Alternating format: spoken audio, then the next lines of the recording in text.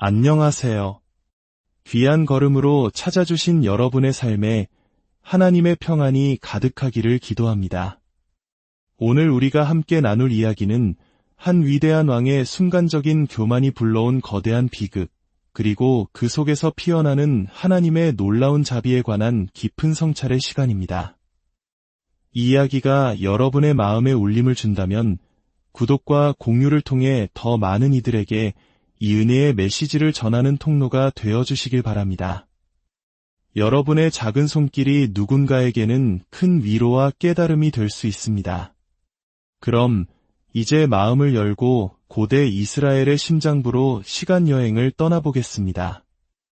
오늘의 이야기는 사무엘하 24장의 기록을 바탕으로 합니다. 어느 날 이스라엘을 향한 하나님의 진노가 다시 불타올랐습니다. 성경은 그 이유를 명확히 설명하지 않습니다. 다만 그 결과로 하나님께서 다윗 왕의 마음을 움직여 이스라엘과 유다의 인구를 조사하라는 명령을 내리게 하셨다고 기록합니다. 오늘날의 우리에겐 인구조사가 왜 큰 죄가 되는지 의아할 수 있습니다. 국가 운영을 위한 당연한 절차처럼 보이기 때문입니다. 하지만 고대 이스라엘에서 왕이 군인의 수를 세는 행위는 매우 다른 의미를 가졌습니다. 그것은 전쟁의 승패가 하나님의 손에 달려있음을 믿기보다 자신이 가진 군사력, 즉 인간의 힘과 숫자를 의지하려는 교만의 표현으로 비춰질 수 있었습니다. 내가 이만큼 강한 군대를 가졌다는 자기 과시이자 하나님의 능력을 신뢰하지 못하는 불신앙의 증거였던 것입니다. 흥미롭게도 역대기상 21장에서는 이 사건을 다른 관점에서 보여줍니다. 바로 사탄이 다윗을 부추겨 인구를 조사하게 했다고 말입니다. 그렇다면 하나님이 시키신 것일까요?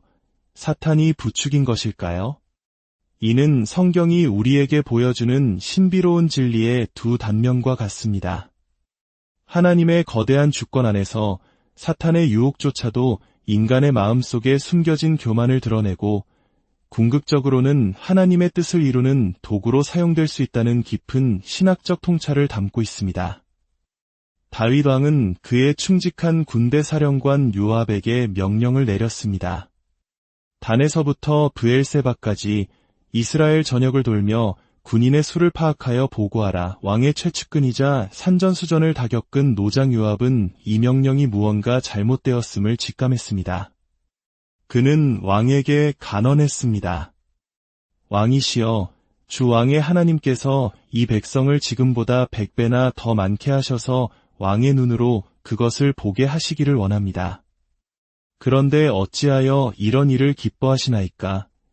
요압의 말 속에는 왕에 대한 충성심과 함께 이 일이 하나님의 뜻에 어긋난다는 불안감이 짙게 배어 있었습니다. 하지만 교만의 안개에 휩싸인 왕의 귀에는 충신의 조언이 들리지 않았습니다.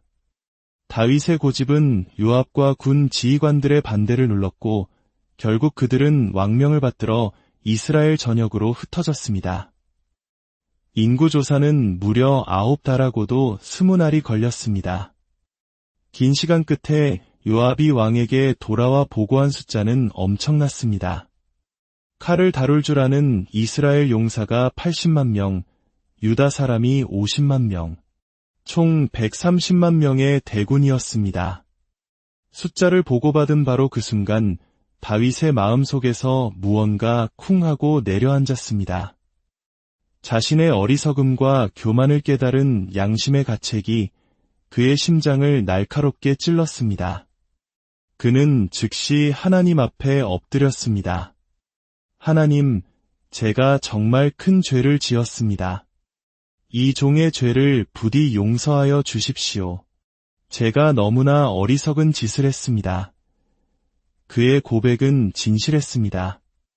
누구의 탓도 하지 않고 온전히 자신의 잘못임을 인정하는 한때 하나님의 마음에 합한 자라 불렸던 그다운 회개였습니다. 다음 날 아침 하나님의 말씀이 선견자 갓을 통해 다윗에게 임했습니다. 갓 선지자는 왕에게 나아가 하나님의 메시지를 전했습니다. 주께서 말씀하십니다. 내가 내게 3가지 재앙을 내릴 것이니 그중 하나를 택하라. 내가 그대로 행하리라. 그 3가지 선택은 실로 끔찍했습니다. 첫째, 이 땅에 7년 동안 기근이 드는 것. 둘째, 왕께서 3달 동안 원수들에게 쫓겨 도망치는 것. 셋째, 이 땅에 사흘 동안 전염병이 창궐하는 것. 깊은 고뇌에 빠진 다윗은 결단을 내렸습니다. 그의 선택은 그의 믿음의 본질을 보여주었습니다. 내가 큰 곤경에 빠졌구나. 하지만 사람의 손에 빠지는 것보다 차라리 하나님의 손에 빠지고 싶다. 그분은 자비가 크시기 때문이다. 그는 원수에게 쫓기는 치욕을 피하고 하나님의 직접적인 징계를 택했습니다. 그리하여 하나님께서는 그날 아침부터 정해진 시간까지 이스라엘에 끔찍한 전염병을 보내셨습니다. 북쪽 끝 단에서부터 남쪽 끝 브엘세바에 이르기까지 수많은 백성이 쓰러져 나갔습니다. 죽은 자의 수가 7만 명에 달했습니다. 한 지도자의 교만이 7만 명의 무고한 생명을 앗아간 것입니다. 마침내 재앙을 내리는 천사가 예루살렘을 향해 손을 뻗어 멸하려 할 때 하나님께서 그 참상을 보시고 뜻을 돌이키셨습니다. 하나님은 백성을 멸하는 천사에게 명령하셨습니다. 이제 됐다. 그 손을 거두어라. 하나님의 진노 속에서도 그의 긍휼과 자비는 꺼지지 않는 불씨처럼 타오르고 있었습니다. 그때 여부스 사람 아라우나의 타작 마당 곁에 서 있던 천사를 본 다윗은 하나님께 부르짖었습니다. 그의 외침은 한 나라의 왕으로서 그리고 한 목자로서 백성을 향한 그의 마음을 보여줍니다. 보십시오. 죄를 지은 것은 바로 저입니다. 제가 악한 짓을 했습니다. 하지만 이 양떼 같은 백성들이 무슨 잘못이 있습니까? 주의 손으로 저와 제 아버지의 집을 치십시오. 그는 모든 책임을 자신에게 돌리며 백성을 대신하여 자신을 희생하겠다는 간절한 마음을 토해냈습니다. 바로 그날 갓 선지자가 다시 다윗에게 와서 말했습니다. 여부스 사람 아라우나의 타작마당으로 올라가서 주를 위해 제단을 쌓으십시오. 다윗은 즉시 하나님의 명령에 따라 아라우나의 타작마당으로 향했습니다. 왕과 신하들이 오는 것을 본 아라우나는 달려나와 왕 앞에 얼굴을 땅에 대고 절했습니다. 다윗이 온 이유를 설명하자 아라우나는 왕에게 기꺼이 모든 것을 내어주겠다고 말했습니다.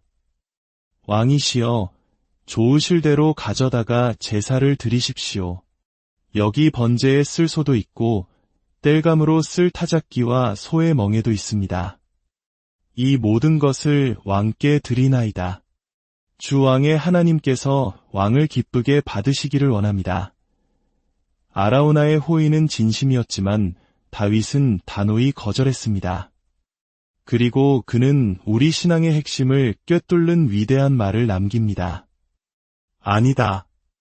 내가 반드시 값을 치르고 사겠다. 내게 아무런 대가도 치르지 않은 것으로는 내 하나님 주께 번제를 드릴 수 없다. 진정한 회개와 예배는 대가를 치르는 것입니다. 값싼 은혜는 없습니다. 다윗은 은 50세겔로 그 타작마당과 소를 샀습니다. 그리고 그곳에 주를 위한 제단을 쌓고 번제와 화목제를 드렸습니다. 번제는 죄를 용서받기 위한 속죄의 제사이며 화목제는 하나님과의 관계가 회복된 것에 대한 감사의 제사였습니다. 다윗이 진심으로 대가를 치른 제사를 드렸을 때 하나님께서는 그 땅을 위한 그의 간구를 들으시고 이스라엘에서 전염병을 거두셨습니다. 사랑하는 여러분, 이 이야기는 단순히 고대의 한 사건이 아닙니다. 이 이야기는 바로 오늘을 살아가는 우리 모두의 이야기입니다.